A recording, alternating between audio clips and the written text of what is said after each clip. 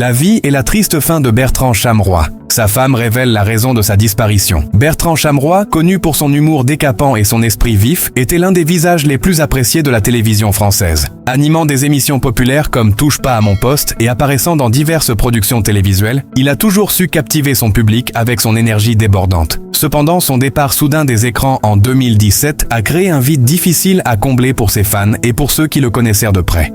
Les rumeurs concernant son absence ont toujours circulé.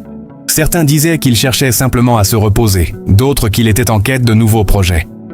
Mais ce n'est que récemment, à travers des déclarations poignantes de sa femme, que la véritable raison de son retrait et de sa disparition des radars a été révélée. Une histoire de souffrance cachée, de lutte personnelle et de renoncement qui a bouleversé tout son entourage. Chapitre 1. Les débuts prometteurs d'un jeune humoriste. Né le 12 mai 1989 à Nice, Bertrand Chameroy ne manquait pas d'ambition. Dès son plus jeune âge, il s'intéresse à l'humour et à la scène. Après avoir étudié le théâtre et la comédie, il se fait rapidement un nom dans le milieu des humoristes de la scène parisienne, avant de rejoindre l'équipe de Touche pas à mon poste en 2010, émission animée par Cyril Hanouna sur C8.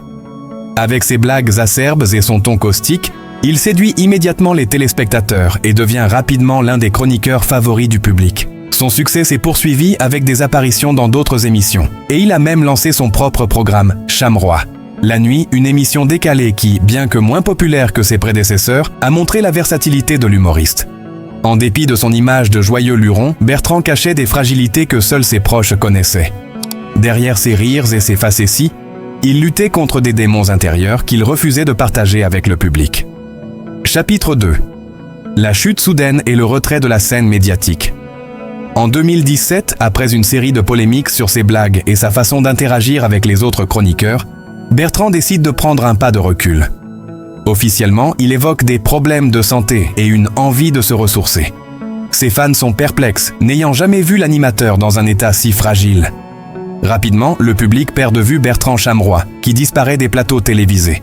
Les spéculations commencent. Certains parlent d'une envie de se réinventer, d'autres d'une dépression. Mais personne ne sait vraiment ce qui se cache derrière cette soudaine absence. Ce n'est que plusieurs années plus tard, en 2025, que le mystère a été élucidé.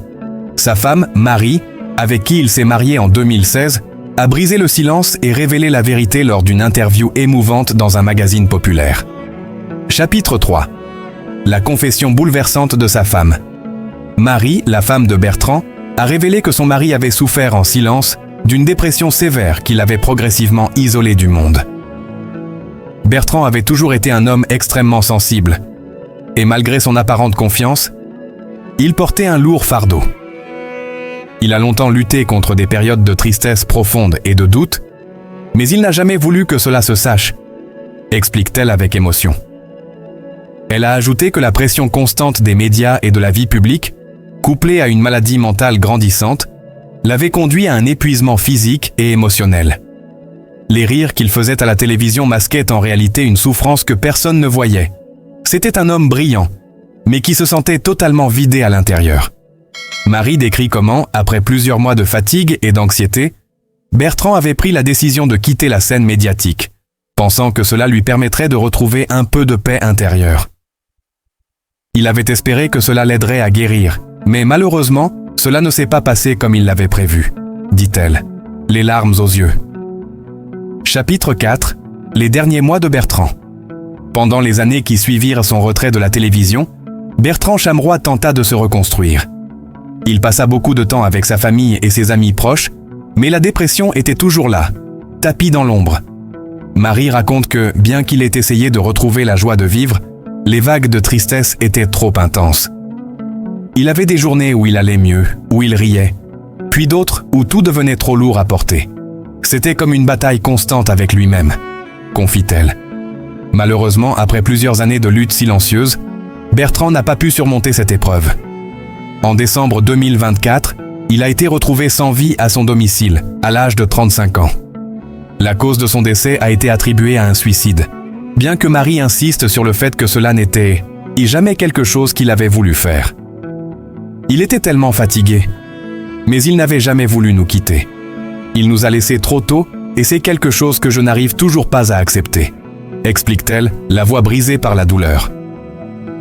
Chapitre 5. L'héritage de Bertrand Chameroy. Bien que la fin tragique de Bertrand ait choqué ses proches et ses fans, son héritage demeure vivant à travers ses œuvres. Ses émissions, ses blagues, ses moments de pur génie télévisuel continuent d'être célébrés. Mais au-delà de l'humoriste et de l'animateur, c'est l'homme sensible et complexe qui a touché le cœur de nombreux admirateurs. Marie, qui a désormais pris l'initiative de parler ouvertement de la dépression et de ses conséquences, espère que l'histoire de Bertrand pourra aider d'autres personnes à se libérer du poids du silence. Il n'a jamais voulu que sa souffrance soit connue, mais je pense qu'il aurait voulu que d'autres puissent se reconnaître dans ce qu'il vivait. La dépression, c'est une maladie comme une autre, et il est important d'en parler. Épilogue. Une leçon de vie et de compassion. La vie de Bertrand Chameroy, bien que courte, a été marquée par un talent exceptionnel et une humanité qui a touché tous ceux qui l'ont rencontré.